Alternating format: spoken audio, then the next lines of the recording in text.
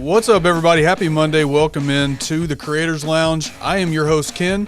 Today we are going to chat with a gentleman by the name of Walter Strong, somebody that I have really enjoyed getting to know. He is a great dude. He live streams also. He talks about live streaming topics. And so tonight, that's what we're going to talk about. We're going to talk about live streaming guests, how to schedule them, how to approach that, how to prepare, all that kind of stuff. So appreciate all of you being here. Hope you all had a great weekend. Of course, we had a great stream on Friday. And we are back here. It is Monday already. The weekends just fly by, right? So everybody that I've seen so far, welcome in. Dave is in here. What's up, Dave? I saw your TikTok video today. You guys are traveling.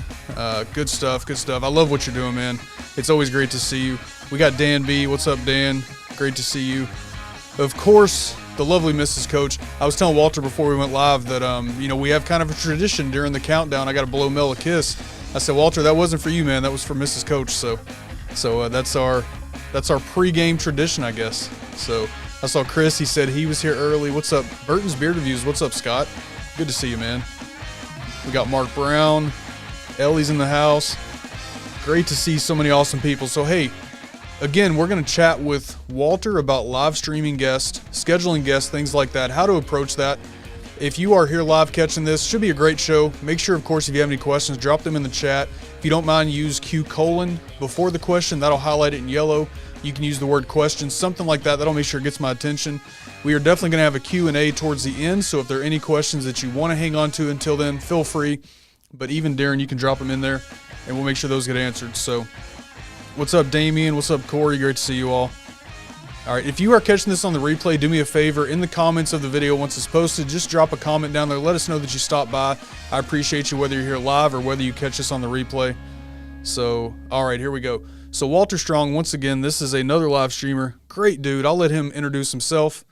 And here we go. What's up, Walter? Hey, good evening, Ken. Good evening, everyone.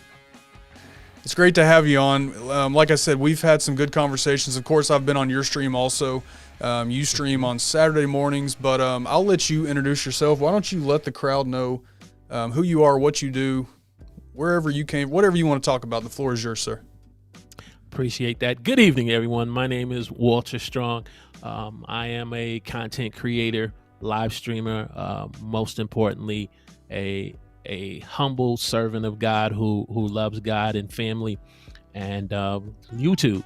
I have a YouTube channel, which is called the Walter Strong III YouTube channel, after my name. Very simple. We help individuals broaden their reach, their impact, and income through online video and live streaming. Every Saturday morning at 11 a.m., we have the huddle, which I love football, but I love the concept of football because you see 53 men come together in the beginning of the game before the ball is ever kicked off, and they come together to encourage one another. And so that's what we do on the huddle. We encourage other fellow content creators about creating content, live streaming, even if you're from 0 to 1,000, because right now I'm on that journey to getting my first 1,000. We come together and encourage one another. And so been doing this a little over for 2 years, and we've just been growing and developing new relationships. And so had the privilege now to build a relationship with Ken and Mrs. Coach. And so I'm excited to be on the live stream show tonight. Well, the privilege is definitely mine having you on here. Like I said, we've had a few conversations, obviously behind the scenes, talked about some different things. And I appreciate your approach to content creation, to live streaming. I know that you do some other stuff also with, you have some Zoom clients and manage some of that and all kinds of cool stuff you're doing. It's been cool getting to know you. So I appreciate you for being here. Thank you. A lot of people in the chat saying, hey, what's going on? So if you don't mind, give us just a quick rundown of, you mentioned a little bit, but your platform, kind of what you specialize in, what your focus is, what you would classify as your niche, all that kind of stuff. I would say basically my niche is working with fellow content creators who are starting out on YouTube for the first time. They're trying to get their first 100 subscribers, or you're trying to get in their first 1,000 subscribers. So you're in that beginning stage. And so I've been on YouTube now since 2019. And so when I first started out, I just made a ton of variety content just making any types of videos, and there was no growth. So I spent a lot of time in the first 2 years really failing at YouTube. And when I got to 2020 and I began to look at my YouTube analytics for the first time, I began to say, okay, I got to hit the reset button and I got to learn how to do this the right way. But because experience is a great tool to be able to encourage others, I said, I'm going to also use this as a journey to be able to help and encourage other creators who are starting out. So that way it can help with the learning curve, help with the learning curve. And I just got into live streaming because I like the interaction. I like the community building. And I just like that, the ability to be able to talk to individuals in real time. And so that's been my niche in my area, where I think the show has really taken off, is to be able to bring other individuals on who may be far along me and you. And when I had the opportunity to connect with other more established YouTubers who have over 100,000 subscribers or 50,000 subscribers, I was able to leverage the live stream show and say, okay, we as a group may not be here yet, but here's someone that knows the importance of monetization. Here's someone who knows the importance of being able to manage a YouTube channel over 50,000. And so I've been able to use and leverage the live stream show and platform that way. Yeah, so there's two big things I want to cover real quick from that. So that's a big thing right there. That's a big thing a lot of people don't think about. We talk about, you'll see conversations, is 1,000 subscribers and 4,000 watch hours, is that too much? Is that too high of a bar before you can join the partner program? And for a lot of people, the partner program is kind of that first milestone, right? Even though I would argue that while it's cool, the partner program is not necessarily, it is what it is. You get to that point, you're able to become a YouTube partner. You can monetize. The monetization at that point is not a whole lot, but it is a cool milestone. The question becomes, once you hit that milestone and once you start to gain traction, you have to be able to get ready to get to that point where you have that 50,000, that 100,000, and all the time that you spend working towards that is all great practice, because if you have one video pop off and you're not really ready for that level of success to be able to maintain that audience, then what are you really going to do? Is it actually going to work in the end? So I always argue that benchmark is not too high, that it takes a lot of reps, a lot of practice to be able to get to the point to where you're ready for that success. So Absolutely. And the simple fact that whatever you're consuming to prepare yourself for that, if you can have the foresight to say, okay, I'm going to start watching video. And again, it depends on the goal of what your channel is. So what you're trying to accomplish. So based on the goal of what your channel is, and if that's the goal to get to that benchmark of 10 to 15,000, then you should be able to begin to prepare yourself for that. And so what I found what's most effective is having and interviewing individuals who are just like me and yourself on that journey, but also bringing those individuals there who can then tell their story of how they've been able to do that and what some of the things that you need to be able to maintain, because getting there is one thing, but maintaining is another. Yeah, absolutely. I'm going to grab your channel real quick because I meant to do this before and I missed this going through my checklist. So I'm going to throw your channel I'm going to pin it to the top. Okay. Let me grab that real quick. Sorry about this. All right. So I want to pin this because Scott Burton said, I think I subscribed to the right channel. Let's make sure. Oh, okay. And so I'm going to throw this up here. So if you guys want to check out his channel, he does a lot of cool stuff like I do. And I say that I do some cool stuff. I'll let you guys decide that if you think it's cool or not. But, he talks about live streaming. If you go back and look at his last couple of streams, he's talked about sort of the topic we're going to talk about tonight, scheduling guests, but he talks about all kinds of stuff with live streaming. So if you are a live streamer or want to be a live streamer, Walter's a great resource for that information. He's been streaming for a while now. And Walter, one thing that you said just a second ago, you said that you started off, your first 2 years failing YouTube. I would argue, sir, you haven't failed. You learned along the way and you're still here. The only way that you would have failed is if you would have ever given up. So you're still here. No, I agree with, but I guess let me rephrase the word fail. I was not putting myself in the best position to be successful because I was ignoring certain important things. I think one most important thing I was ignoring was my YouTube analytics, learning to understand how YouTube analytics can help us as content creators to make the right decisions.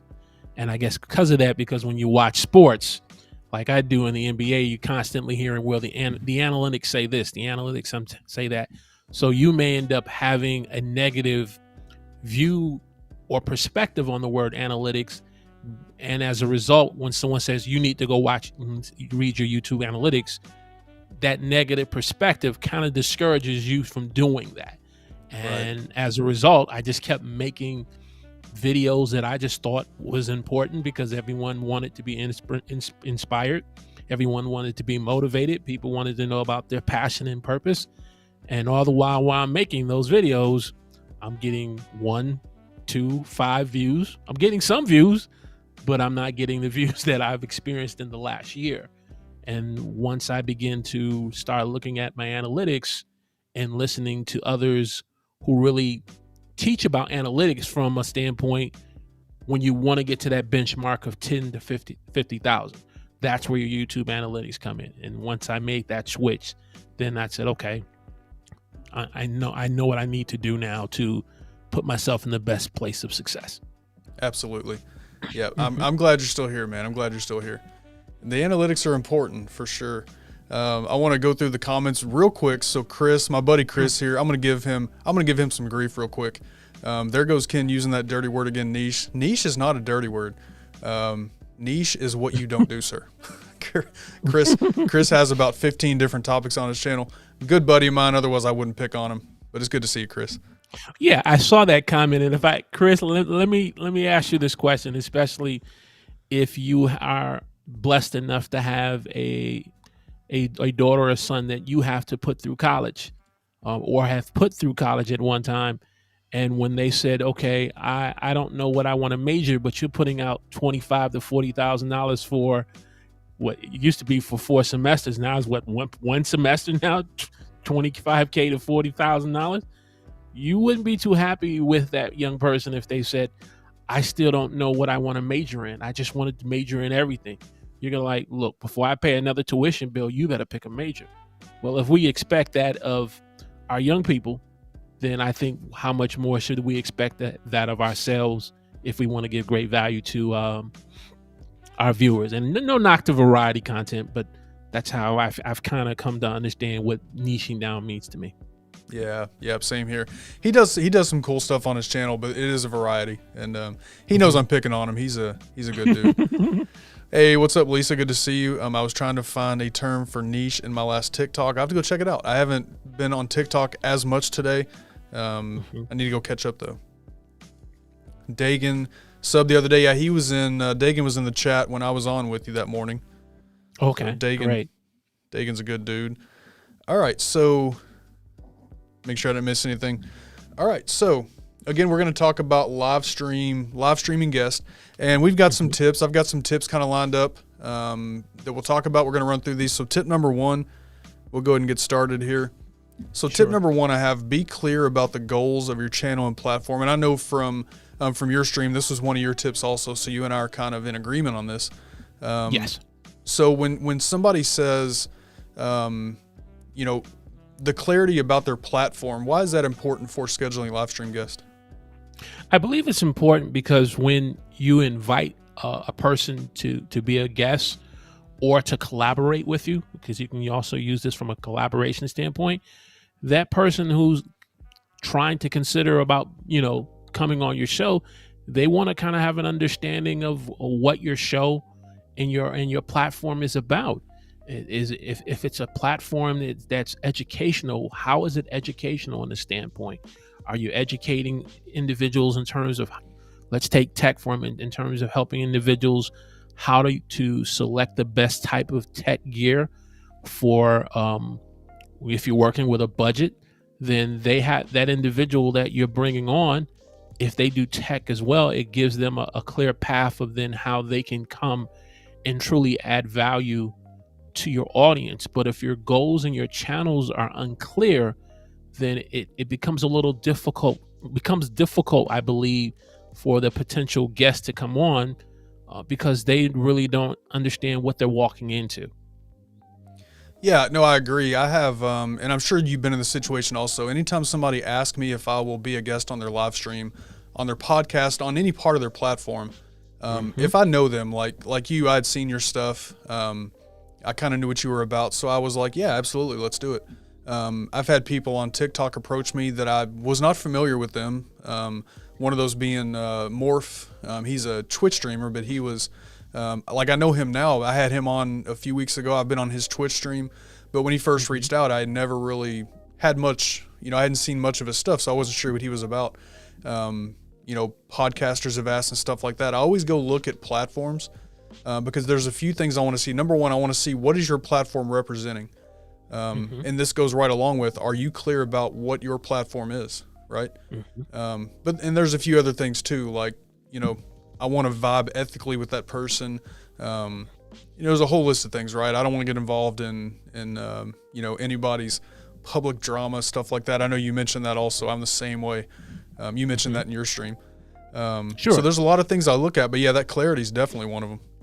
Right. And I think in my earlier days of watching and getting to know you, even before I approached you to bring you on as a guest, I spent time watching your streams on Monday, watching your streams on Friday, and I would constantly keep hearing one of the pillars of your channel is it's family valued. So I understand that if I'm a platform that doesn't share that same value of family value, and I'm more into, no disrespect to individuals who like to use profanity on YouTube, but if I'm using profanity, how is that going to put you in the best position to be a great guest on the show if I'm using profanity? So Just having clarity of goals and just clarity about your content and your channel is just so important. Yep, absolutely. Chris wants you to know that was the nicest SmackDown he has ever had. I appreciate that, man. I appreciate that. Hey, what's up, Gary? Good to see you. We got Gary. We got Rachel. Gary's here. What's up? Bearded Vato, what's up, man? Good to see you. E-Rock is here. What's up, guys? I think Damien I saw. Contagion Effect. Yeah, clear and concise content. Contagion Effect, we're going to be doing some stuff together pretty soon. They're a couple of good guys, too. Oh. And oh, my goodness, Kombucha, what is up? It's so good to see you. What's good up, evening, Kim? Everyone. So good to see you. I hope you're doing well.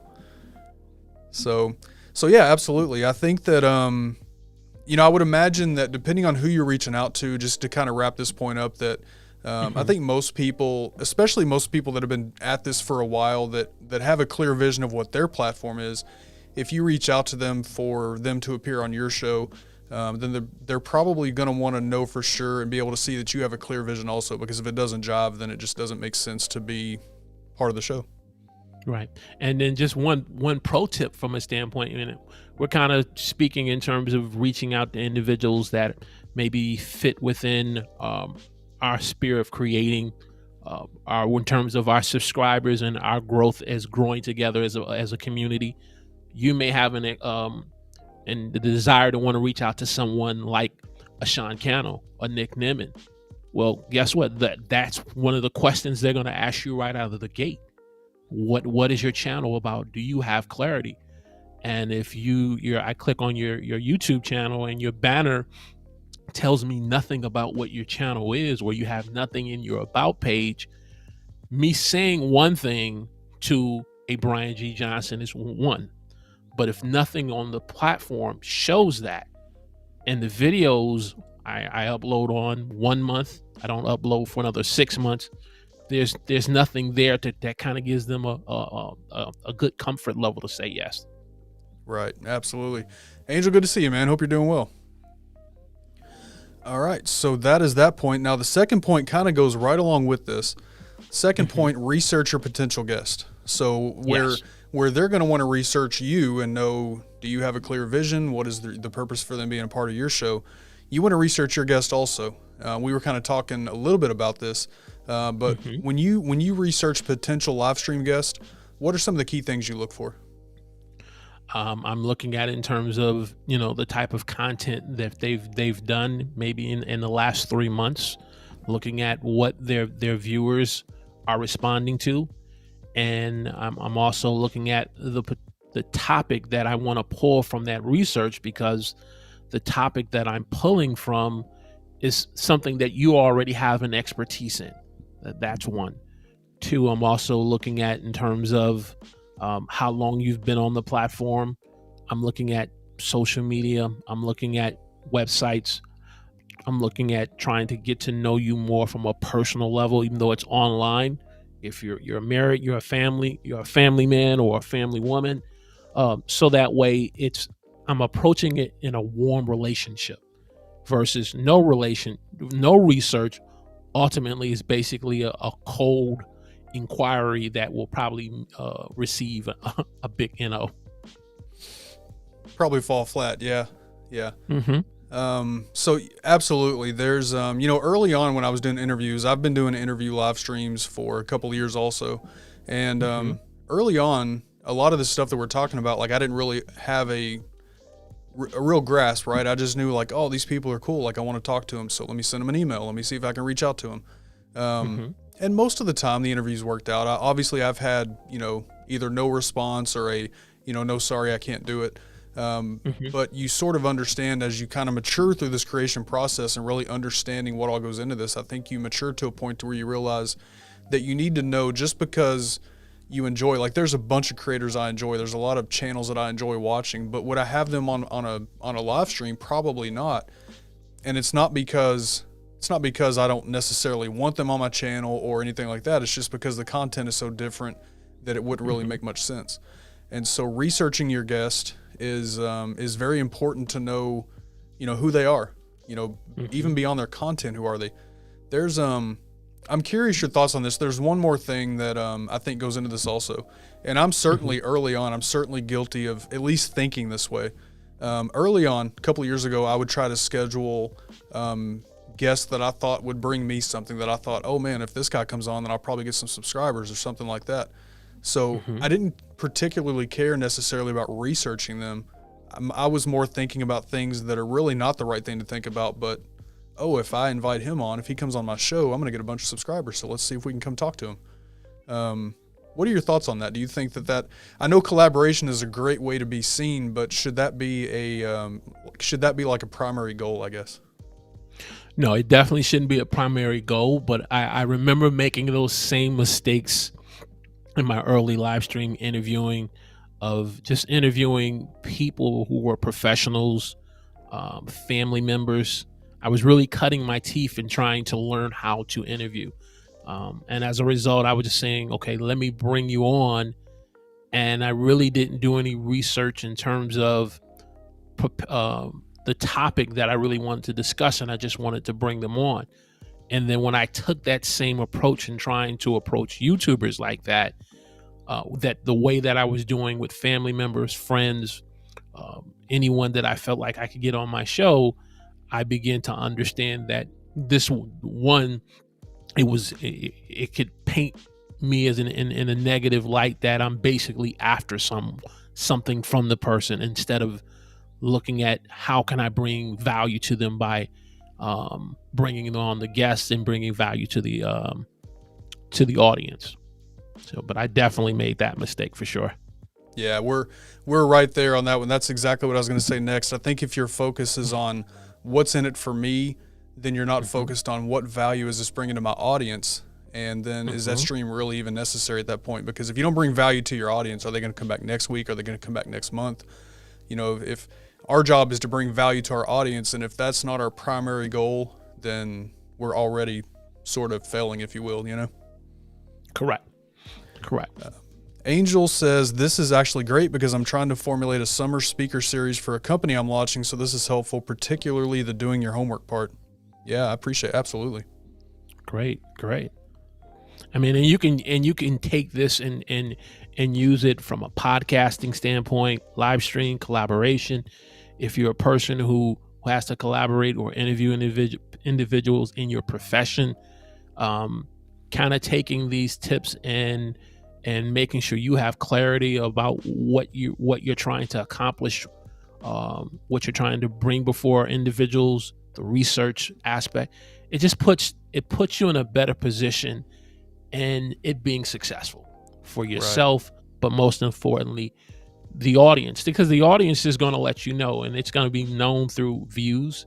It's going to be known through people liking, sharing, commenting on it. That's where you know where it really paid off at. Yep. Yeah. One thing that I try to really drill in whenever I'm coaching is, especially it comes up more on TikTok. But I always try to drill into creators that, like, our number one goal as content creators is to deliver value to the people. People that are here are giving us an hour and a half of their time when they could be doing something else. So our job is to deliver them value and give them a reason to be here. A lot of people, again, a lot of TikTok, for example, people want, why am I not getting views? I don't know what content I should put out. How do I succeed in this? And my number one answer to them every single time is, if you make your content, if you focus it around something that brings value to the people that you want to reach, then you'll reach those people. Now, it's not going to happen. I'll say probably because some people get lucky, but it's probably not going to happen this week or next week. It's a long game process, but as long as you're focused on that value, then you're going to reach the people that need to be reached with your content, and they will come back and watch because you're giving them a reason to come back. Exactly. I mean, now if your goal on TikTok, and I think most of the time we for me here in the East Coast, we've seen TikTok from an entertainment standpoint of someone dancing, someone singing. So very seldom do I see someone doing TikTok from a how-to standpoint or to add value.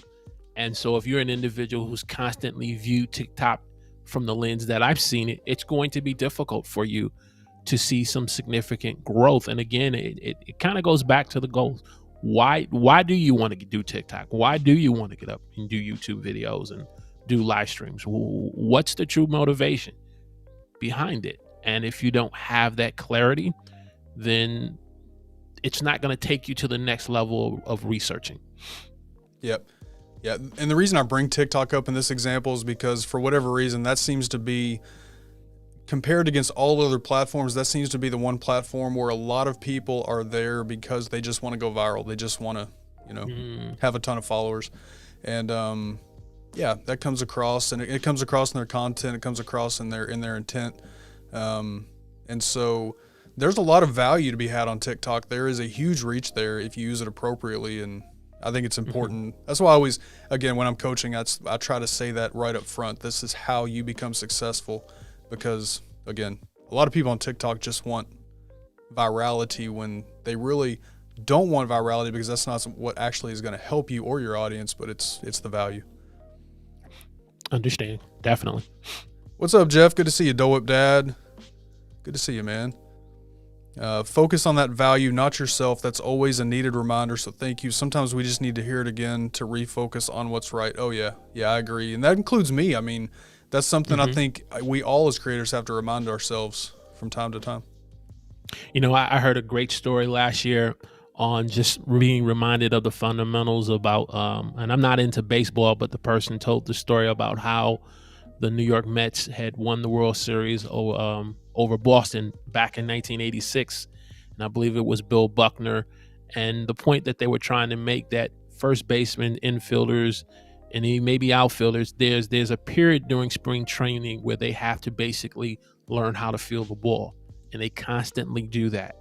So that way, in the times of the biggest game, in the pressure moments, when that ground ball is hit to you, you'll be able to feel it and then throw it out, throw it to the first baseman or to the pitcher.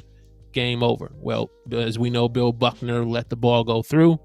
The Mets ultimately went on to win the World Series, and Boston continued to suffer to the Bambino curse. Well, fast forward, and I apologize if I'm offending any Milwaukee Brewers, any New York Yankees. It's just the point of the story here. When Boston got to the World Series again, and the ball was now knocked to the player, he fielded the ground ball, and Boston ended up breaking the Bambino curse and winning the World Series under Terry Francona. Well, what's the point of the story here? Fundamentals. We constantly have to kind of stick to the fundamentals of adding value. Every time you get ready to upload that video, every time you get ready to go live, your focus is not so much in terms of how many views can I get today, how many subscribers can I get, how many people can I get in my chat to respond. It's how can I add value and address a pain point in someone's life. To me, that's the true fundamental that I try to go by. Absolutely. And you were speaking, Dole Whip Dad, you're speaking his language. He loves baseball. So okay, great. Definitely speaking his language. Kombucha says, I feel like I'm the only person on the planet without a TikTok. Yeah, I think it's something. You're not alone. You're not alone. You're not on TikTok, are you? No, I'm not. No. Yeah, I think it's something that's definitely catching on. I mean, again, when it's used the right way, TikTok is powerful. I think they do have, when you compare algorithms and reach, I think TikTok has that down to a science. But again, the content has to be right. You have to deliver value. It's no different. But if you do, that algorithm really, really hits for you. Definitely. What's up, Sammy? Good to see you, man. Sammy. Yeah. TikTok is powerful, yeah. And yeah, Contagion Effect, yeah, their interviews are all military veterans. So he said, we've interviewed a sheriff, a World War II veteran, a Vietnam veteran, Gulf War, Iraq War, Afghan War. It's the stories they share is what the value is. Yep. And I've been there for a couple of those streams, man. Some of the stories and the guys they have on there. I mean, as a veteran, I love the stories anyway. But yeah, that's definitely value. Yeah, there he is, Dole Whip Dad. Billy Buckner, exactly. And Aaron Rodgers, he likes baseball too. He's a Yankees fan, unfortunately. So, all right. So next, tip number 3. Don't be afraid to reach out. Now, this is one that we're going to talk about the last tip also, which will kind of play into this. I think for me is the biggest reason why I have been afraid to reach out in the past.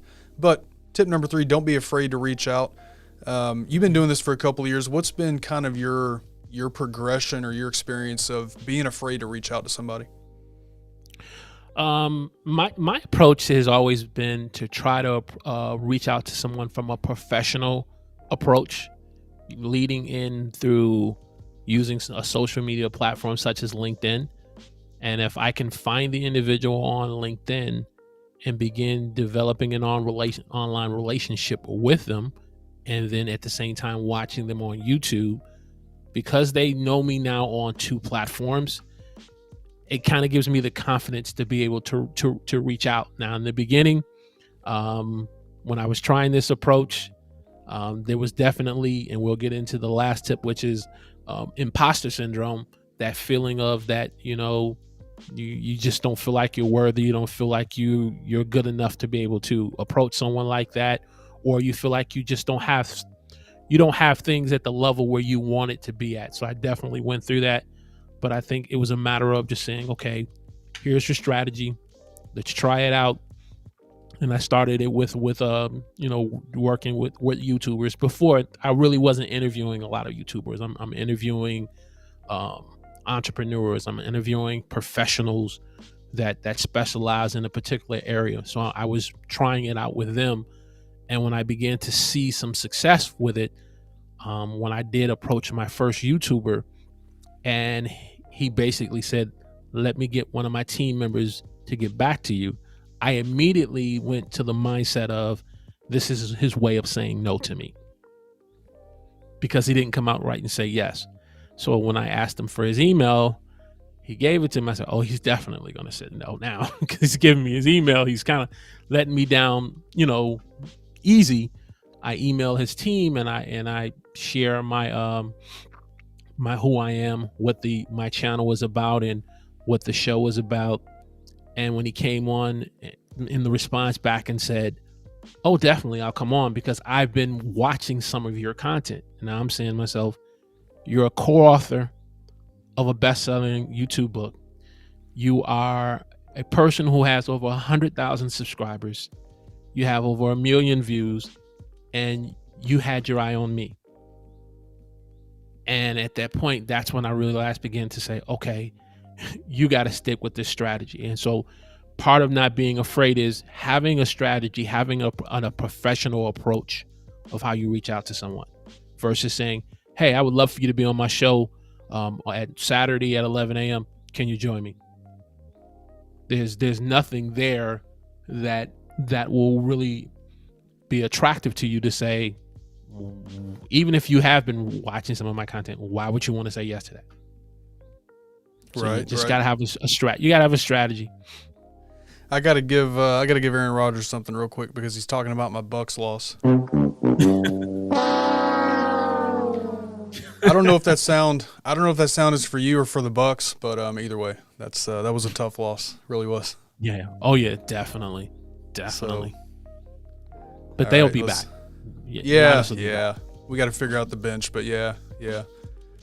What's up, Brandy and Dave? Just as always, the worst they can say is no, which you already have. If you're saying that to me, I haven't said no, but I definitely need to answer your message. I know we were chatting a couple of weeks ago. Good to see you, man. Yep, go Pack, go. Okay, you saved yourself, Aaron. We're good. We got some baseball talk. Man, Devontae, yeah, that was such a huge loss.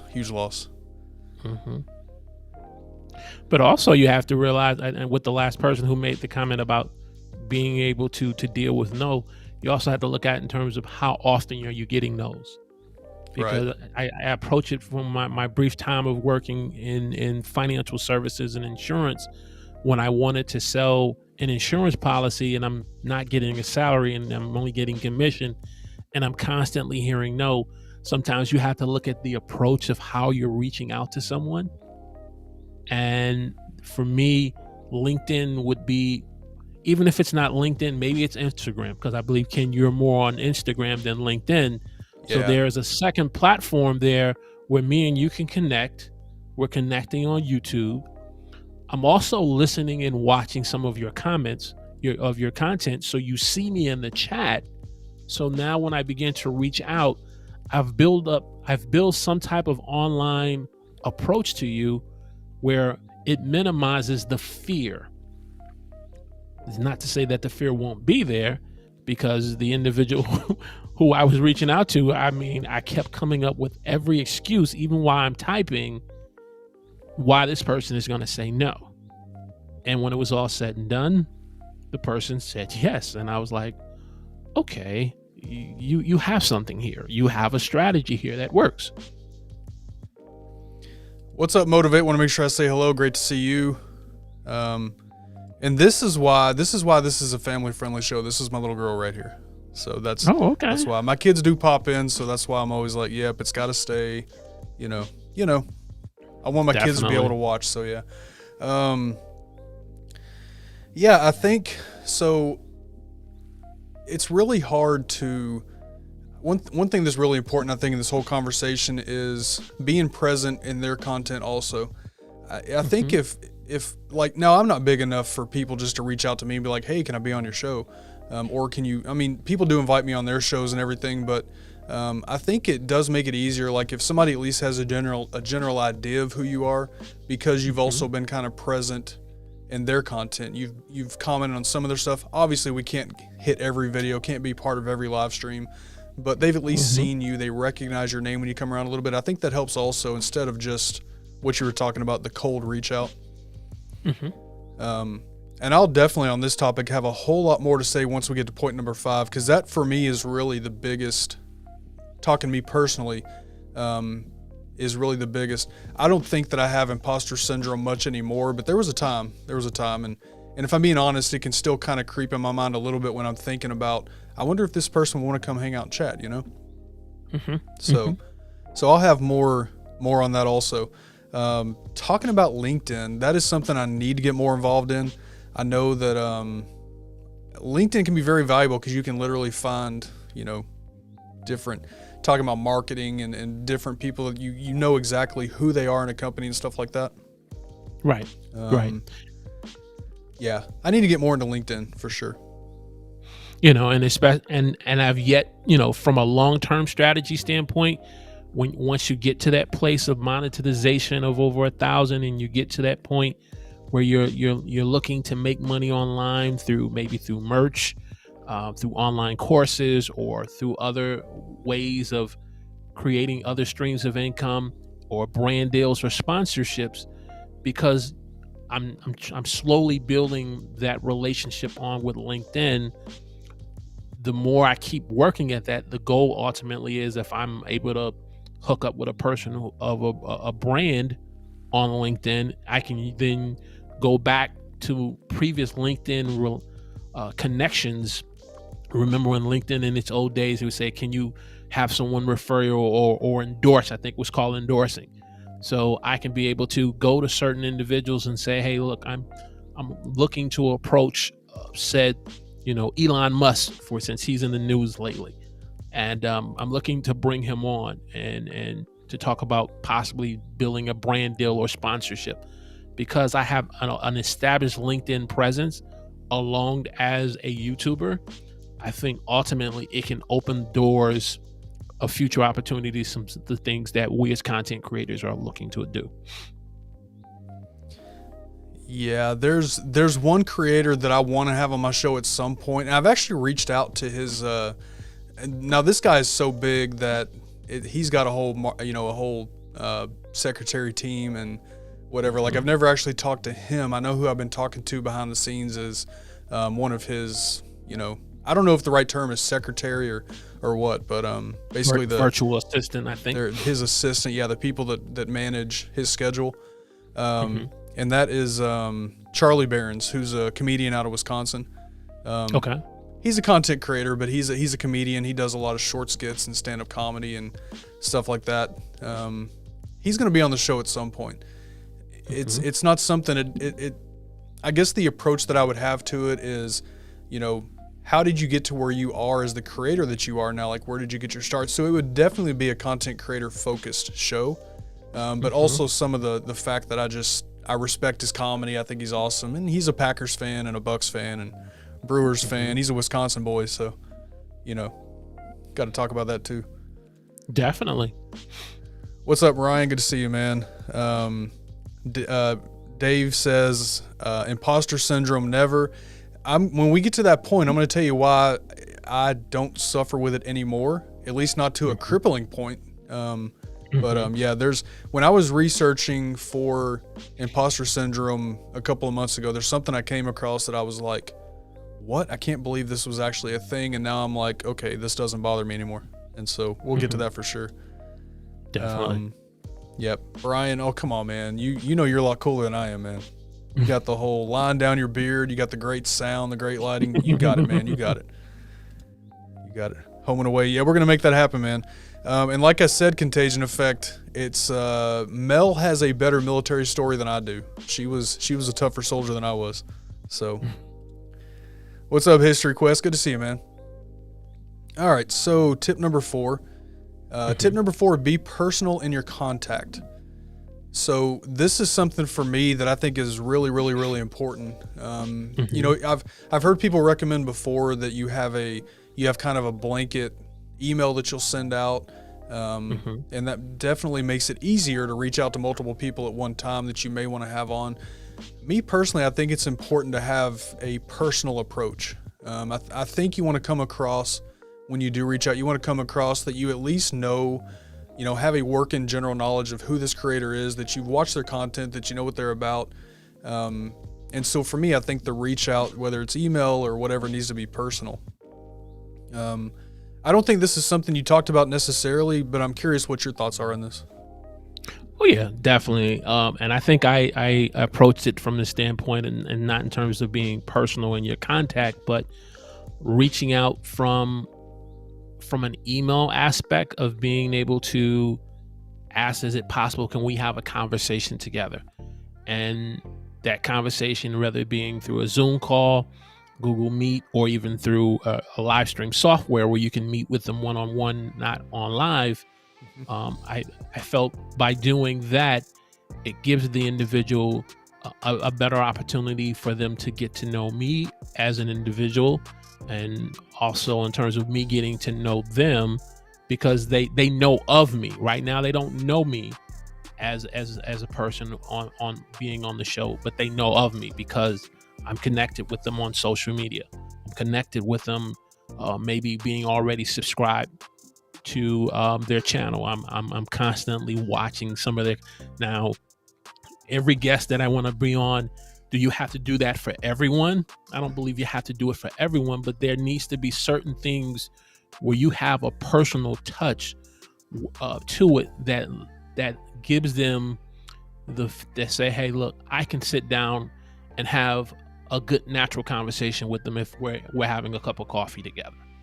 Approaching the individual that way, I think, goes a long way versus just coming out and just saying, hey, I want you on my show, or hey, I want you to collab with you, I want to do this, because you're coming across, I would be coming across from the standpoint of what I can get from you and not what I can provide you. Absolutely, my thoughts. That's I don't know what else to add to that. It's absolutely. I think it comes across more genuine for somebody. You know, if somebody's going to reach out to me, I think I see it as more genuine if the message is at least a little bit personalized. You know, to some extent. I mean, it doesn't have to be extravagant. Like, I'm not going to write a 3-page email because nobody's going to read that. But it does have to be, I think, you know, have that personal touch to it, so that the person knows that when I reach out that I at least know who they are. And yep, everything else you just said, I think we are right there, sir. Definitely. I don't know what else to add to that. You nailed it. I mean, like I said, if you're a content creator or YouTuber who wants to reach out to someone who has much larger subscribers, because sometimes the individuals will feel, well, I am a growing small YouTuber with, and I believe you have to pay your dues. You got to create some content. You got to show a body of work that has some quality content to it. Even if it's your first 100 crappy videos, there still needs to be a body of work of quality content there. So that way, now when you reach out to said individual in a personal approach way, it helps them to say, okay, yeah, this person only has 250 subscribers. I have over 125,000. What this person is presenting to me really seems attractive enough for me to look more into this. Right. Yes, sir. All right. Tip number 5, overcome imposter syndrome. Imposter syndrome is legitimately one of my favorite conversations to have. And the reason I say that is because I think there's a lot of people that do deal with imposter syndrome. Some people realize it, some people don't. And as you know, imposter syndrome, if you don't understand it, if you're not self-aware of the fact that you may be dealing with that, then it's crippling. It's going to make you not do anything. Of course, in the context of this conversation, you know, if I'm going to reach out to, you know, let's say Sean Cannell, Roberto Blake, which I would love to have a conversation with Roberto Blake. That's going to happen at some point. But if I'm dealing with imposter syndrome, if I don't think I'm good enough to reach out to them, I'm never going to. And so I think this is important for content creation, obviously in general, but definitely this conversation. So imposter syndrome, what is your take on that where this is concerned? Oh, I agree with you totally, because as a content creator, and I'll go back to the story of when I was reaching out to the individual on LinkedIn, and while I'm literally typing in the chat, and I had to put a little small personalized pitch I had to him, in my head, I'm saying to myself, this is not going to work. It's almost like you would have been singing Old MacDonald Had a Farm, E-I-E-I-O. While I'm doing this, I'm the imposter syndrome was just all in my head on why this is not going to work. And when he said, yes, I'll have one of my team members respond to the email, and I'm just going on and on and on. Finally, when I have my discovery call with the individual, I'm quite sure people in the community saying, well, who is this person he's talking about? Benji Travis from Video Influencer. And when I had my discovery call with him, it was just two guys getting together, talking about breakdancing, talking about music, family, cooking. And then we got into, in terms of the meat of the matter, of why I wanted to have him on to the show. And I later understood what I was going through when I heard, shout out to Steve Worthy from Podcasters Live, because he did an episode on overcoming imposter syndrome. I was able to say, okay, that what I was dealing with was Benji. That's what I was dealing with. I knew I was dealing with imposter syndrome. I just didn't know the title of what you would call that, or the diagnosis. For those of our professional content creators in the stream tonight, that was the diagnosis of what I was dealing with in my head, and feelings of I can't measure up. I don't have things together. So because I don't have these things in place, they're going to ultimately result into me hearing a no. When the truth of the matter is, I got to deal with the issues within me first before I can be able to add value to bringing them on. Yeah. What's up, Dr. Elo? Good to see you. Doctor. Yeah, good dude right there too. Aaron Rodgers. Good thing I'm not playing the drinking game, because if the word was imposter syndrome, I'd be gone. You probably would be by now. Yeah. And Angel says, as a Leo, imposter syndrome doesn't exist. Just kidding. I struggle with it as a person who seeks validation from others. But yeah, your biggest enemy is often yourself. Oh, absolutely. Mm-hmm. For Absolutely. Sure. So imposter syndrome, for those of you, and hey, Aaron Rodgers, imposter syndrome. So imposter syndrome, what this is, for those of you that may not be aware, I'm guessing most people in here probably are, but in a nutshell, imposter syndrome is basically where you have a feeling that you're not good enough, you're not in a good enough place to be able to do something, or that you haven't done enough, even though you've had some success and you've had some feedback, and there's things that show that you are, and that you're fully qualified, fully capable, but you still have this internal feeling like, I'm not qualified to be talking about this, I'm not capable of doing this. A lot of times, now, to be fair, there are a lot of things that I am not qualified to talk about, but that's obviously not imposter syndrome. That's that I'm not qualified. Right. Imposter syndrome is something that you don't have to know everything about it, but you know that you're qualified, but you still have this internal feeling of, I'm not good enough to do this. So in a nutshell, it was really cool. And I'm sure you know this, when I was researching imposter syndrome, a while back for a video that I did, one of the coolest things that I found that really made me stop and think was the fact there were two names of people that had well-documented imposter syndrome. Like, they talked about it.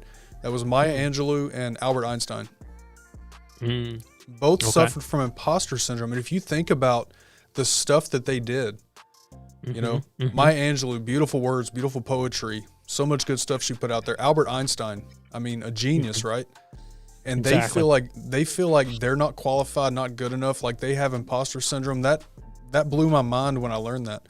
So, if they can suffer from it, anybody can, right?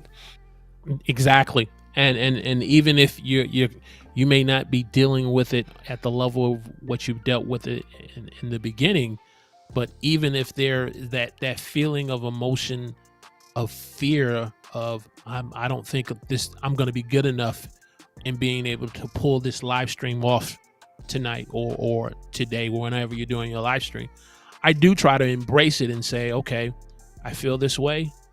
All the more I need to depend, for me, when it comes to my faith, my relationship with God, to say, okay, Lord, you've given me this platform, you've given me this ability.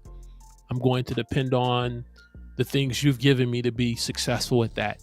And I know ultimately the goal in all of this, despite how much fear I may be feeling at this moment, or thinking I don't feel like I'm equipped enough to do this, I'm going to embrace it and go ahead and my goal is add value to those who are going to watch the stream. Right, for sure.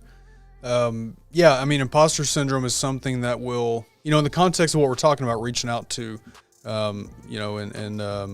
where's the message? Love Roberto Blake and Sean Cannell. Absolutely. I've actually thought about before. So Roberto Blake does, streams where he will look at your channel, look at your thumbnails, whatever it is he happens to be talking about that day.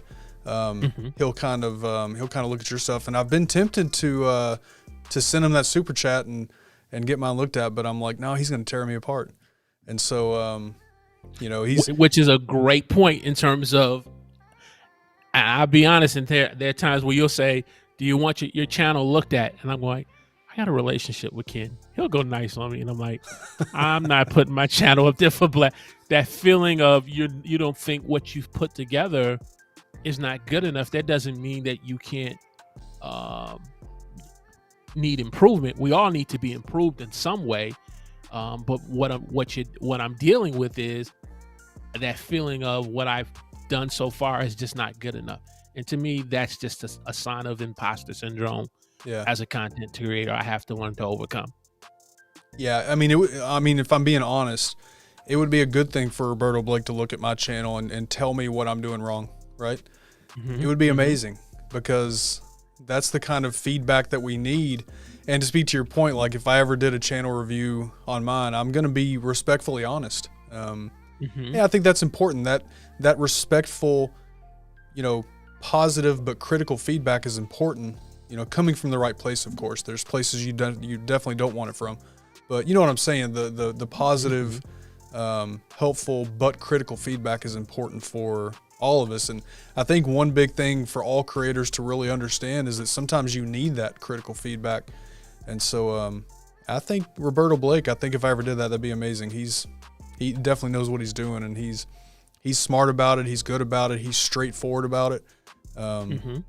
But the reason I bring him up is because he is somebody that I definitely want to have on the show at some point. But if I let imposter syndrome stop me from doing that, it's never going to happen, because he's obviously so much further along than I am that would be a cold stop. Like I would never reach out. So definitely, that's where that would play into here. Yeah.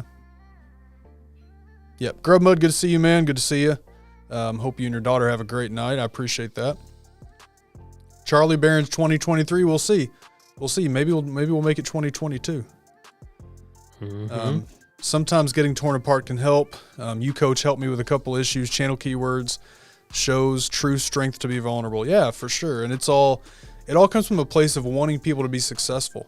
If somebody's going to reach out and ask me for my opinion, my advice, I'm going to be honest with them, respectfully. Although when I'm talking to Chris, I may tell him he stinks for a minute, but that's just that's just the brotherly messing around. But yeah.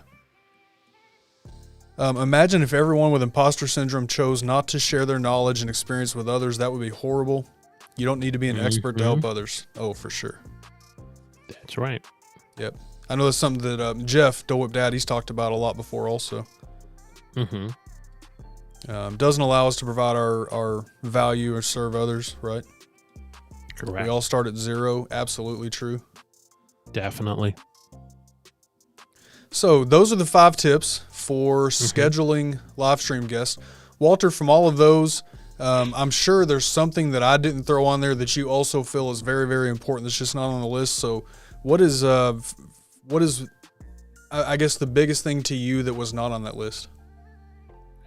I think one tip that I would add as a bonus tip would be, once you get that individual to say yes, when we've talked a lot in terms of the preparation of reaching out, but you get the chance for that person to say yes.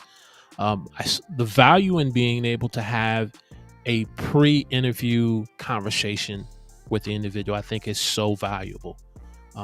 Rather, again, through a discovery call of speaking with that individual through a live stream software that's not live, through Zoom or Google Meet. Having that conversation, if they are willing to be open to that, is so invaluable. So if you have that conversation with that individual and then you learn through that pre-interview call that maybe this interview is definitely something that needs to happen, but not at that moment, that discovery call may give you an exit to be able to postpone and move that interview to another day, because the timing may be wrong. So having a discovery call with that individual can be very, very key. It also might be enlightening, because they may be able to share and teach you some things, and helping you to better understand your audience. You may view your audience from an age demographic, gender, male or female, location in terms of United States, London. You're looking at your audience from the metrics of YouTube, and that person may open your eyes to say, you need to go deeper and understand your audience by understanding their pain points. You need to kind of have a better understanding what their interests and their passions are. So a discovery call can not only be beneficial for you for the prospective interview, but you as an individual. I love that. That's something that I've never really thought about before. So this is something I'm definitely taking away tonight. A discovery call. So to kind of dive a little bit deeper on that. So when you say discovery call, when you send out when you reach out for the first time, is the discovery call something that you mentioned in that first reach out, or how do you work that discovery call in there? Because that's a great. So usually when I schedule somebody, you know, it's through like Instagram DMs or email or something like that. You know, you and I already know each other, so right. We kind of skip that step based on the Right. fact that we have an established relationship. Yeah, but let's say you were going to reach out to somebody that you wanted to have on the show that you've never really had a conversation with. Do you suggest that discovery call is during your first reach out? Yes, at least the first or second, I do, because it gives again, I'm trying to reach out to you from a personal and professional approach that kind of shows you as the individual that I value your time and I value your expertise of what you bring to the table. And so it allows both of us to kind of get a chance to get to know you versus just through email and through text messages and through Instagram chat messages. It allows us to get face to face on the camera so we can then understand in terms of, you know, how, you know, this can come to happen and to be. And Benji was the first person who did it with me. He suggested. I didn't suggest it to him. He suggested to me. And again, going back to tip 5 with the imposter syndrome, I'm like, the guy said yes. And now I've seen this guy every Saturday morning on the East Coast at 1 p.m. interviewing Roberto Blake, interviewing Nick Nimmin. And now I'm having a one-on-one call with him. And he asked me the question, said, tell me about your audience. And my first response was from the YouTube analytics.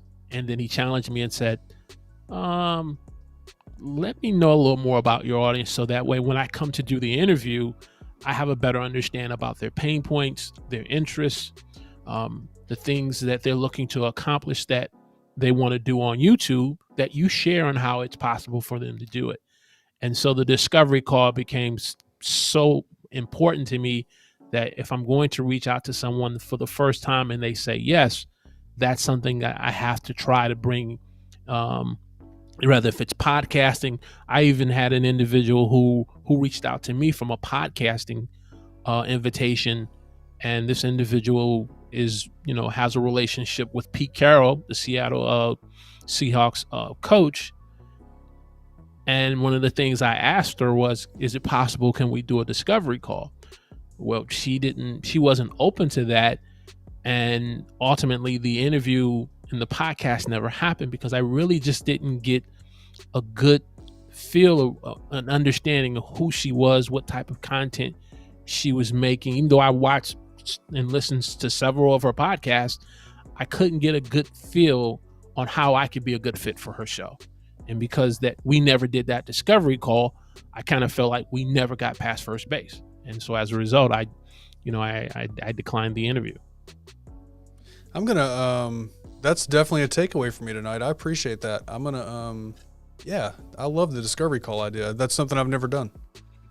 You know, not in this context anyway. I've done discovery calls, but you know what I mean. In scheduling interviews, I've never thought of a discovery call. So that's really cool. I love that you said part of the discovery call, though, at first you all talked about like life things, like personal things, because you guys got to know each other a little bit, you know? Exactly.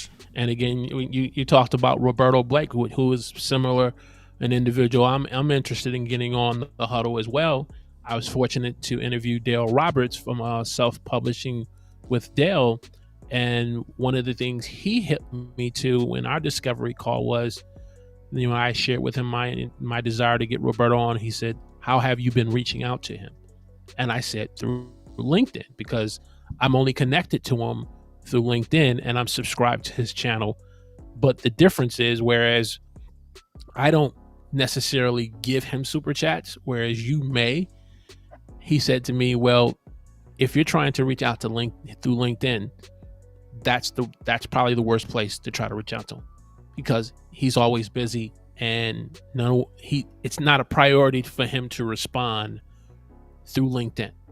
Right. So discovery calls have a way of just unearthing and uncovering nuggets for you, even for future guests that they may know. I love the idea. Yeah, Angel loves it too. Mm-hmm. So let's see. Jeff's probably gone already, but hey, Jeff, appreciate you, man. He says, enjoyed meeting you tonight, Walter. Now a subscriber, good conversation. Appreciate that.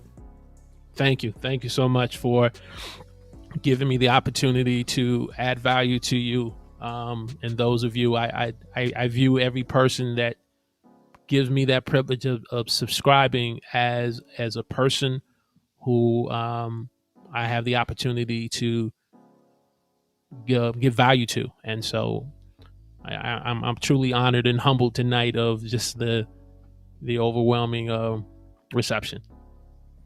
And he says Roberto responds on Twitter if that helps. So there you go. Okay. I don't do much on Twitter, but me either. And I have a Twitter account. If you ask me, I think it's at the huddle, the huddle the third. I think that's how it did it. But it's like Twitter. You got to constantly be active on it. And I guess I'm so focused on building the YouTube channel. I'm focused on Instagram and building that. On Instagram, I'm like, okay, let me establish and build these two here. And again, I guess I'm looking at it when the opportunity for brand opportunities come. I think brand from Instagram and like you said, TikTok and YouTube will probably be the first platforms that they want to look at, because I'm currently working on my media kit. Right. So at this point, if you have any questions for Walter, for me, anything on this topic, or content creation, live stream related at all, go and throw them out there. We'll go into a little Q&A session here, and then we will jump into what most people really love, and that is the Would You Rather segment. So yeah. Okay. All right. So Angel says, our deepest fear is not that we are inadequate. Our deepest fear is that we are powerful beyond measure. It is our light, not our darkness, that frightens us most. Marianne Williamson. There's a lot of truth to that. I think a lot of people, and I can even say there's times when I've thought about it, like, if I do find success, am I going to be able to maintain it? What am I going to do with it? And I think it's true. I think a lot of us have a little bit of fear of that eventual success. That's a great quote. Angel, I appreciate you bringing that quote up, because when I hear that quote, I only remember it from the Coach Carter movie. When I don't remember or know who the original person who quoted that quote. And so I appreciate you bringing that up. I need to do some research and hearing that, because when I remember Samuel Jackson, speaking that to, I think his name was Cruz, the young player, and he would constantly tell him that. And that quote ultimately, based on how they put the movie together, saved that young man's life. And so I appreciate you bringing that quote up tonight. I haven't seen that movie in a long time. That was a great movie. Definitely. Oh my goodness, that was an excellent movie. I think so. He also says, I think one big takeaway regarding discovery calls: don't make them work for it. Exchanging a discovery call in order to test drive something. And then he says, or excessive contact, because some people just fill out that form to get those goodies. 2 to 3 follow-up is okay. 5 to 10 is bad. And I believe, are you talking about on the reach out? I kind of have a thing, like I'll reach out to somebody, once. I may a few weeks down the road send one more follow-up, like, hey, just want to follow up with you. But then after that, if I don't hear anything, then I'll pretty much just let it go, because I don't want to bug them. Yeah, definitely. I think I normally give it like 40 when I do my first reach out, and let's just say I don't have the email. So I have to now look either at the website contact page, if they have that available. I have to look at the YouTube, and I think the about page, which I don't have my email attached to my YouTube about page, but if that's there. But if I have to now depend on the social media aspect, I'll normally give it maybe 48 to 72 hours. And if I don't get a response back, to me, it's not that they're saying no, they're busy. Right now, their focus is not at looking at, they don't have a mobile phone, and they're not looking at their LinkedIn or Instagram messenger because they're probably getting tons of those same requests. So I move on to the next person. But I agree. Right. Yeah, and he's saying, I think the idea regarding the interviews, though, is a great one. Yeah, me too. I'm going to start incorporating that. I'm glad that I learned, out of everything we've talked about tonight, the discovery call idea for this. I'm going to definitely implement that. I think that's a great. I'm already paying for Zoom, so I might as well. I mean, I have Ecamm too, but Mm-hmm. yeah. You Dagus know, has been great. Listen to this while I'm editing. I'll be doing that as soon as we're done here. I have to edit. And man, I wish I didn't have to because I have a Mac Mini that is sitting over here staring me in the face. But I've got to get my video done before I can tear this apart and install the new Mac Mini. So priorities. okay. Exactly. Jeff says, my deepest fear is a football game in Green Bay in November. It should be, Jeff. It should be, sir. Exactly. Hey, look, unless you're from Detroit like I am and you got the Lions on Thanksgiving playing Packers, I mean, you pretty much know you're going to sit there and eat a plate of food and watch Aaron Rodgers slice up the Lions. So I wish we would see that game again. We haven't seen that game on Thanksgiving in a couple of years. exactly. It's been some other Me teams. personally, I'm trying to get the Lions banned from Thanksgiving because it's an automatic win for whoever that plays them. Don't like that on that big national stage like that. Mm-mm. Yeah. History Quest. So History Quest is a guy that I'm getting to know from TikTok, and he's in my creator group. But he says, looking forward to seeing Walter's content. Just became a subscriber. Good stuff, man. Appreciate it. Thank you. Walter's going to bring you value for sure when it comes to this topic of live streaming, no doubt, and all the different things that go into this. Really good stuff. We were talking about this, and I'm going to go and say it publicly, man. I love your solo live streams that you've done the last 2 weeks. I think it's 2, right? 2 weeks? Yeah, last 2. Yeah. You are killing the solo live streams for sure. I agree with Ash. I don't know if Ash will come back and see this, but I agree with Ash. I think you are killing those solo live streams.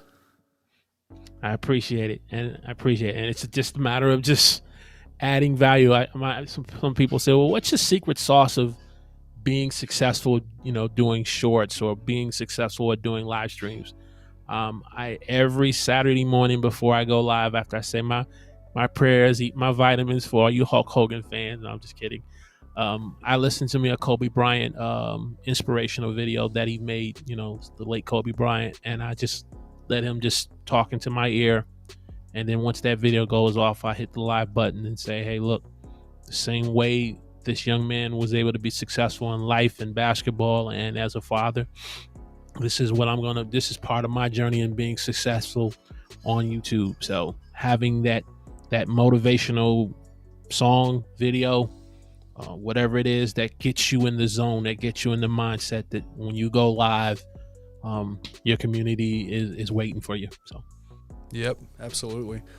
I think that's a generally good rule. Take ideas from one platform or realm and apply it to another in a creative way. Defy the norm and be bold. Yes. Definitely. The Rams are bigger fans of the Lions than Lion fans right about now. Yeah. Have you seen the commercial? Have you seen the commercial with Matt Stafford, the AT&T commercial? No, I haven't. I'm gonna go on YouTube and see it, dude. It's hilarious. So you know Matt Stafford was in Detroit for 12 seasons, 13 seasons, something like that. Yes. And then he goes to St. Louis, obviously, or L.A. Why did I say St. Louis? They've been in L.A. now for a couple of years. Anyway, he goes to the Rams and wins the Super Bowl year 1, right? So there's an AT&T commercial where Matt Stafford's going. He's going to trade in his phone for a new iPhone or whatever it is they're promoting, and they're talking about their trade-in system. And he's like, so you're something like, I'm going to paraphrase because I'll mess it up, but he's like, so you're telling me that I can take a phone that I've loved for 12 years and trade to this one, have instant success, even though I still love the old phone? It's great. It's a great commercial. Oh, yeah, definitely. Oh, they hit nice little jab at the Lions. Yeah. Angel, the problem with me is anytime that I'm on stream, if I'm not careful, there's a good chance it'll turn into football chat. We definitely do more of that on Fridays. Friday's a little more open, but if I'm not careful, I'll turn everything into football. So I gotta be careful. Rachel, she's a Michigander. There you go. All right. Do either of you have a pre-flight checklist you use before you go live, or have you done it so much that you just roll and go? Walter, I'll let you answer that first. I do, but after a recent event that I had a couple of weeks ago where my battery died on my laptop because the plug got disconnected from the laptop and I didn't know it, and the stream died on me in the middle of my guests. It definitely is going to be a live stream I'm going to do this month, probably the fourth Saturday, on just having going to that pre-fight live stream checklist, because it's definitely something that we should all, whether if you have on the side of your wall or even just next to your computer, it puts you in the best place of success. And then when something does happen, you can look at that pre-fight checklist and say, check. Okay, here's the issue. Correct it so you can get back onto the live stream. Yeah. I'll say for me, I don't necessarily have a step-by-step checklist. Not in the sense that we're talking about step-by-step checklist, but using Ecamm. So my software, I've got show notes that I have for every show that I kind of put together, and then like Ecamm. I'll just kind of show you. We'll do. So we'll do live demo. So you should be able to see my Ecamm screen. So this section right here, scenes. The week before, leading up to every show, I go through this, and this is every scene. So basically, as I'm changing scenes, these are all the different options that I have to do it. So if I want, just for example, if I want to put Walter on screen by himself, there's that button. To interview, me alone, things like that. I show this to say that when it comes to my checklist, I use my scenes list to make sure that everything is straight there. And then I have my show notes, and then I do have some Apple Notes where I have a few things written, typed in there. I guess what I'm saying in a not so straightforward way is that I have a checklist that's spread across a few different ways, and I need to really bring that into one checklist. That would probably be very helpful. But I do think it's something that I've done for so long that I have a routine, but that's dangerous because sometimes if you forget a step in that routine and not thinking about it, that's happened before for me. So yeah. Hulk Hogan and Kobe in the same thought. New fan. There you go. I appreciate it. Hey, what's up, Devin? Good to see you, man. Good to see you. Hope you're staying cool down there. Stafford's a perfect example of just because you're not winning doesn't mean it's entirely your fault. You can be a dynamo, but you always need the proper support system in place. Spot on. Yep. All right, let's oh yeah, Descript. I do like Descript. I like Descript. I use it in a few different ways. Okay. And for us non-Mac individuals, what is Descript? Oh, so Descript, it's not just a Mac thing. It's basically it's scripting software. So you can load a video, for example, and it'll actually script out your video. So like if you take one of your videos you upload to YouTube, you can upload that into Descript, and it'll give you basically a script of what you said in that video. Okay. There's a lot of different ways you can use that. What I typically use it for is my blogs. So if I do a video and I want to turn that video into a blog post, then I will upload the video to Descript. I'll let it generate what I said in that video, and then I'll edit that so that it's exactly how I want it for a blog. But there's a lot of ways you can do it. You can auto caption videos and extract your video that way. There's a lot of different things you can use Descript for. Wow, I didn't know that. I haven't wrote a blog. My last blog I wrote would have to go back maybe 3 or 5 years ago. I used to write a lot of blogs on WordPress. That seems interesting. Okay. Yeah, if you want a really good breakdown of Descript, go check out DocRock. Just go to YouTube, search DocRock Descript, and he's got a couple of videos that tutorials and walkthroughs. So DocRock is where I really learned Descript from. Okay, definitely. You can edit out the cuts in the video by editing the cap. Yeah, you can edit the captions. You can edit the script and all kinds of good stuff. Yep, transcribes your audio for you. Yeah, it's powerful software. Hey, Amber, what's up, man? Good to see you. All right, you guys. Well, hey, we are going to roll into what is a lot of people's favorite part of every show, and that is Would You Rather. So we're going to do this. I've been kind of doing my own. We're going to go back old school tonight, and we're going to do this with pod decks. So we'll run through a couple of these pod decks. So those of you in the chat, those of you that may have never been here before, the way this works is there's a question on screen. Would you rather, in this case, is would you rather have the chance to create a smartphone app or video game? Throw your answer in the chat and why. If you want to say why, you don't have to say why. But one rule, you have to pick only one. You have to choose one no matter what the question is. So here we go. So this one, would you rather have the chance to create a smartphone app or a video game? Walter, sir, you are the guest. So, I would say video game, because when I used to play video games, I used to love me some WWE, SmackDown video games. Right. Drag you over there a little bit. I'm going to say smartphone app.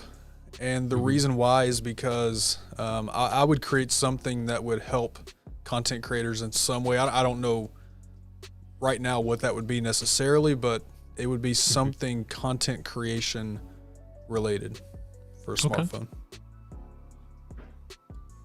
Aaron's going to create his own blog. Yeah, Descript. Descript is awesome.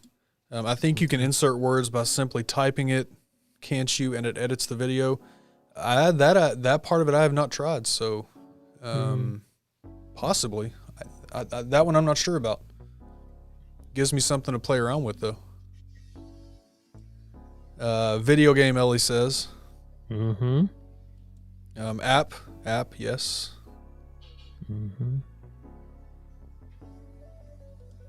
Angel says tough one, but video game because I'd be able to do the voiceover work for the game and reap the benefits of all the add-ons people buy. Oh my gosh. You think about things like Fortnite and all these games that like my kids are always asking for money for. Man, the people that created those games are rolling in the money. They're rolling. I mean, I can only imagine what they cost now. I think when I was playing them, they were like $59 to $65 a brand new game, and I didn't like rent or buying used, so I can only imagine what they cost now. Well, so the games now are pretty much free. Like you can download Fortnite for free, Roblox, those online games. So the games themselves are free. Okay. Where they get you is the in-app purchases. So like my kids always want, and it's always in $20 blocks. They always want like $20 in V-Bucks, $20 in Roblox bucks or whatever they're called, Robux. So and they can use that to like upgrade stuff and buy new, skins and new whatever they use it for. I know it costs me a lot of money. So that's where these guys are making all their money. So even though the game was free, on Fortnite, we've probably over the last 2 years have probably spent $7.5 million, probably. Wow. So, that may have been exaggeration, but yeah, the kids always want Robux. So, yeah. Devin says video game. I'd like to be free roam. You can basically do whatever you please. There you go. App. And yeah, the freemium model to in-app purchases changed the game. Oh my gosh, they're making so much money. Yep. All right, so what is next? Now the beauty of this is that I don't know what the next question is. So okay, here we go. Would you rather shake hands with I think that's supposed to be Rosa Parks or Susan B. Anthony? All right. So if you had to pick one to shake hands with, I would probably, because I don't know who Susan B. Anthony, her off the top of my head, I don't remember who this person is. I'm going to probably say Susan B. Anthony. I'm going to say Rosa Parks. Her bravery and that whole story, the bravery she had. Yeah, I'm going to say Rosa Parks. Gotcha. Maybe someone in the chat can kind of refresh my memory. I don't know. My history standpoint of who she is. Well, let's look because I don't recall either.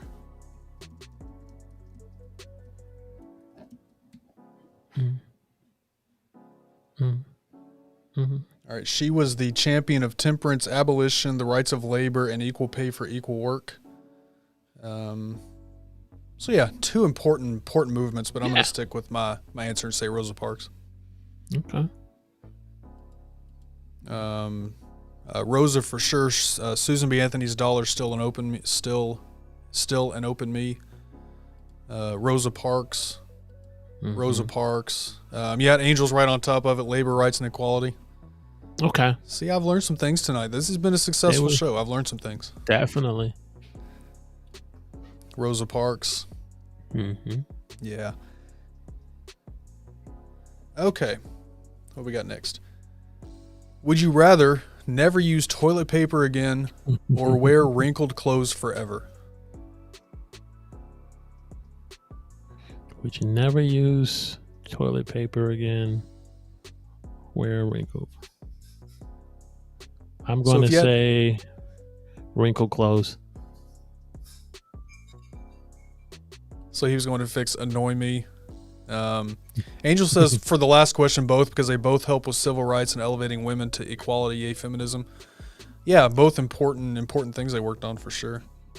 Right, but if I recall watching your show on Friday, you always had one or two people who always wanted to do two answers. Oh, I can't pick one. Gotta pick one, yeah. All right, so let's see. Mel says wear wrinkled clothes forever, so she's not giving up toilet paper. Wrinkled clothes. And Angel, sir, you read my mind. This is my answer. I'll give up toilet paper, and I'm okay with that because the bidet has changed my life. I'm not gonna lie. It really has. Yeah, absolutely, Jeff. Absolutely. Yep. This topic comes up a lot on my shows about toilet habits for some reason. Yeah, everybody knows I have a bidet. I don't know why that always comes up. Yeah. I wouldn't mind wrinkled clothes because if I'm just going in day clothing, I really wouldn't care what anyone thinks of how I wear them. Yeah, I wear like sweats all the time. I work from home, so I mean, hoodies don't really wrinkle, you know. This is true. And yeah, Angel has a good point. I think Rosa Parks had a lot harder road to what she was fighting for. So yeah, great point. Definitely, excellent point. I already wear wrinkled clothes, and I'll say it: toilet paper is disgusting. Yeah, so that one's kind of split down the middle. That's one of those questions that you're like, I mean, both options are bad. Which one do I have to pick? Okay. Would you rather be able to manipulate weather or speak to the dead? Weather. Yeah, me too. If you could manipulate weather, what sort of weather would you have all the time? This is gonna sound crazy. Hurricanes. I love watching, Discovery YouTube storm chaser videos, and to go through something like that and to manipulate it in such a way where you can go through all of what it does, but minimize the damage of what it does to a person's home. I would say hurricanes. For me, it would be 57 degrees and partly cloudy. Cloudy, just partly.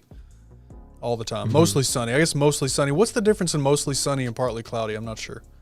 But I don't know. I'll say 57 and mostly sunny. Changing my answer to the 3 seashells from Demolition Man. Are you talking about the movie Demolition Man? With Wesley Snipes and Sylvester Stallone? I'm lost on that one, man. You got to clarify for me. I'm sure that went over my head, but yeah. Speak to the dead. Rachel says 75 sunny and blue sky. I like 57. That's good window open weather. That is. Ellie says speak to the dead. Weather, San Diego spring. Weatherton and climate change. And save the world. My wife says speak to the dead, communicate with my loved ones in heaven. There you go. Partly cloudy comes with a chance of meatballs. Yes, it does. Yes, it does. He says, I think Judge Dredd. And then Ellie says it was Demolition Man. Okay. I'm still lost. Maybe they were talking about something in the chat. I'm lost on what they're... Yeah. I mean, I'm familiar with the movie, but I'm like... A major thunderstorm when I'm at work. I'll bring the rain cause a big time downpour. Yeah, probably cool it off for you, right? Yep. All right, you guys. Well, hey, that was Well, Jeff says, heavens forever. I'll see them later. I want to be comfy until then. That's a good point, too. That's a good point, too. All right, y'all. So, hey, that's the show for tonight. So before we go anywhere, I want to make sure. So, Walter, this is where you can find him at. So his YouTube channel, Walter Strong 3 The Huddle. That's the link there. It's actually pinned to the top of the chat if you want to check out his channel. If you're into the content that he has out there, again, he talks about live stream and content creation topics all the time. So if you're into that, make sure that you give him a subscribe and check out what he's got going on. And there's Instagram and his website. Walter, anything I missed here? You want to let people know where to find you? You got everything. I would say other than that, LinkedIn, where you can find me, Walter Strong the Third on LinkedIn. I love building relationships online with LinkedIn, since LinkedIn seems to be making a real push for content creation with LinkedIn Live. So I think the more of us that we get into it, that will definitely help us to be able to have another platform where we can grow on as a community. Yep.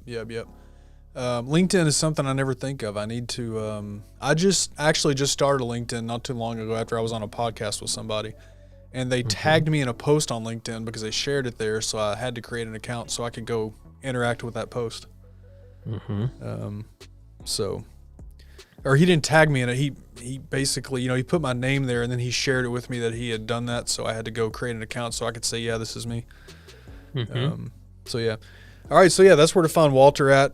So listen, the rest of this week. So Friday, of course, we'll be live Friday night at 9 p.m. for Just Stream With Me, YouTube channel reviews, Q&A. It's always a great conversation. Even if we don't have channel reviews, the conversation is also just general. We can talk about, football does pretty much come up every Friday.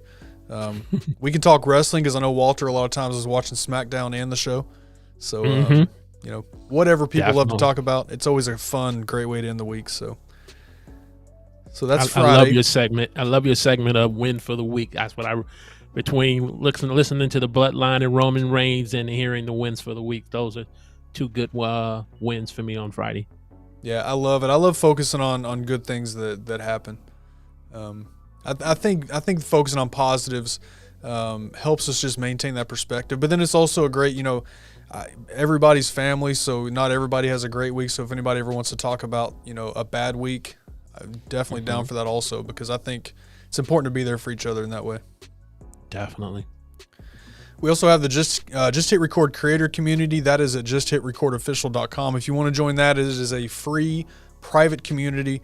A lot of great content creators in there chatting about different things, questions being asked, questions being answered. Just really a safe place from, asking questions publicly, where a lot of people are afraid, especially on TikTok, because somebody always has something cool to say when somebody's just trying to learn something. So, but it's a great community, a lot of great people there. So if you're interested in that, that is justhitrecordofficial.com. Those links are in the description of this video. And of course, if you need to reach me, Ken the Content Coach, why am I stuttering? KenTheContentCoach.com.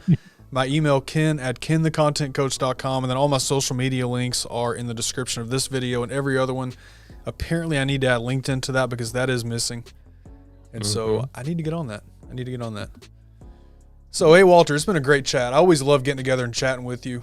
So I appreciate you coming on and hanging out, man. Definitely. And I want to give a special shout out to Mrs. Coach. Thank you for, again, sharing him this evening, because I'm quite sure if something comes up, just the simple fact you're allowing him to be shared with the community and with YouTube, truly appreciate it. She's great.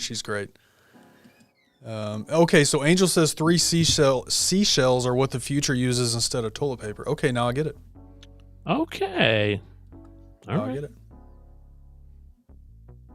And don't blame me, Aaron. I'm sure there's something I can blame you for. We'll find what it is, man. All right, you guys. Well, hey, thanks so much for hanging out tonight. We will see you guys Friday night for Just Stream With Me. I'll have a video out tomorrow on TikTok hashtags, so that'll be tomorrow on YouTube. Appreciate everybody for being here, for giving us just a little bit of your time. Thanks so much for the interaction, as always, the fun chat and everything. And Walter, one more time, thank you, sir. Thank you. All right. Everybody, remember, take care of yourselves, take care of each other. Just hit record. We'll see you Friday. All right.